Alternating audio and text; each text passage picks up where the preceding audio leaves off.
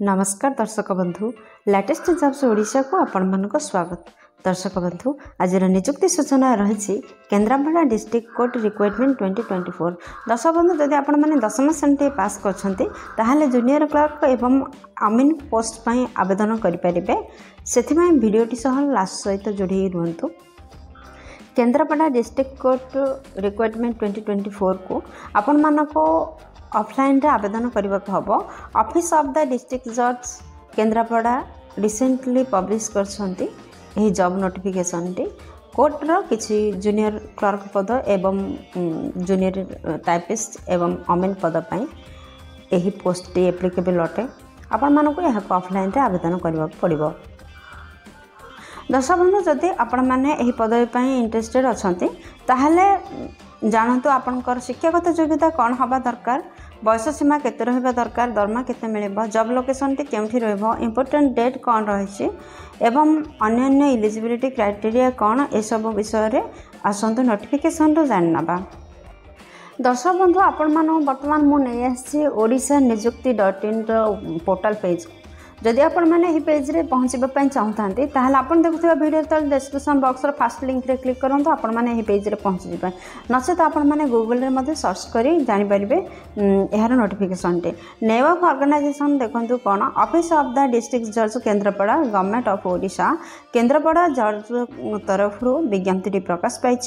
के माने यहां अप्लाई करि परिबे देखंतु आम ओडिसा रो सब जिल्ला रो आसथिबा कैंडिडेट माने यहां आवेदन करि परिबे। जेंडर विषय कहवा गले उभय पुरुष प्रार्थी एवं महिला प्रार्थी एपाई आवेदन करें। क्यों पोस्ट पर वैकेंसी सब रिलीज होती देखु।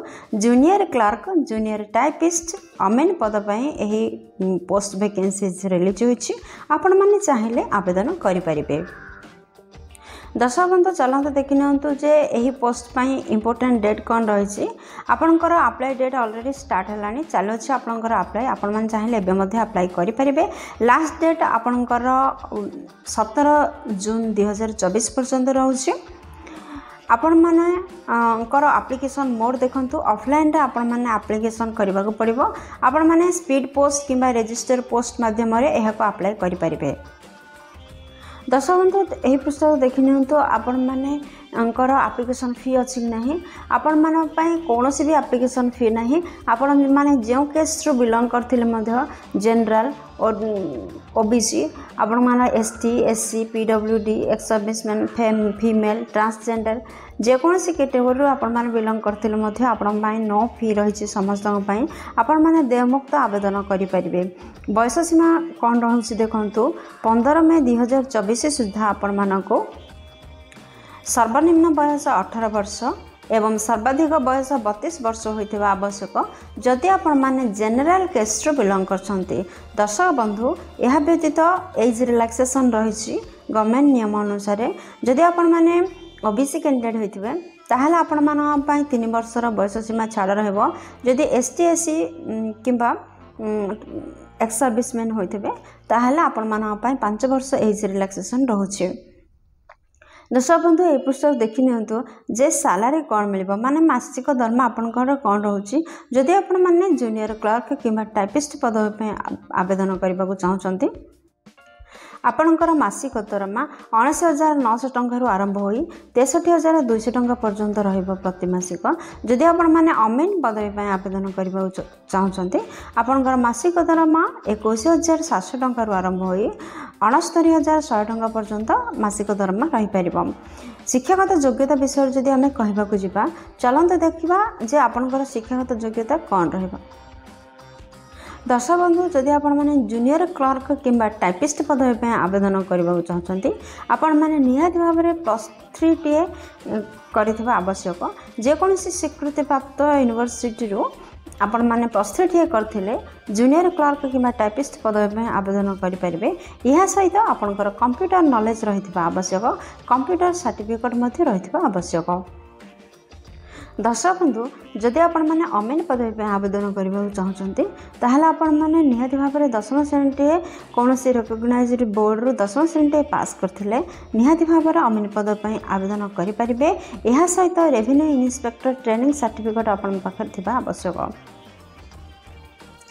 दर्शक बंधु ये पृष्ठ देखि नियंतु आपनकर सिलेक्शन प्रोसेस किपर रहबो आपण मानकर सिलेक्शन प्रोसेस डिस्ट्रिक्ट जज केन्द्रापड़ा अनुसार आपण मानकर सिलेक्शन प्रोसेस रिटन एग्जाम रहबो आपनकर कंप्यूटर स्किल टेस्ट रहबो थर्ड रे आपनकर भाइबा रहबो बा इंटरव्यू रहबो फोर्थ रे आपनकर सर्टिफिकेट वेरिफिकेशन रहबो दर्शक बंधु आपण मानको एही चारिटी पर्याय रे आपण मानकर सिलेक्शन प्रोसेस होउची फर्स्ट रे रिटन एग्जाम रो व्यवस्था रहउची सेकंड रे कंप्यूटर स्किल टेस्ट रो व्यवस्था रहउची थर्ड रे इंटरव्यू बा भाइबा रो व्यवस्था रहउची फोर्थ रे सर्टिफिकेट वेरिफिकेशन रो व्यवस्था रहउची दर्शक बंधु आपण मान तो जानले यह ऑफलाइन आवेदन करबा को हबो जदि आपण माने ऑफलाइन आवेदन करचंदी ताहाले केउ एड्रेस रे यह सेंड करबे देखंतो ऑफिस ऑफ द डिस्ट्रिक्ट जज सिविल कोर्ट केन्द्रापड़ा पिन 754211 एही एड्रेस रे आपण माने निजर डॉक्यूमेंट सहित एप्लिकेशन को सेंड करंतो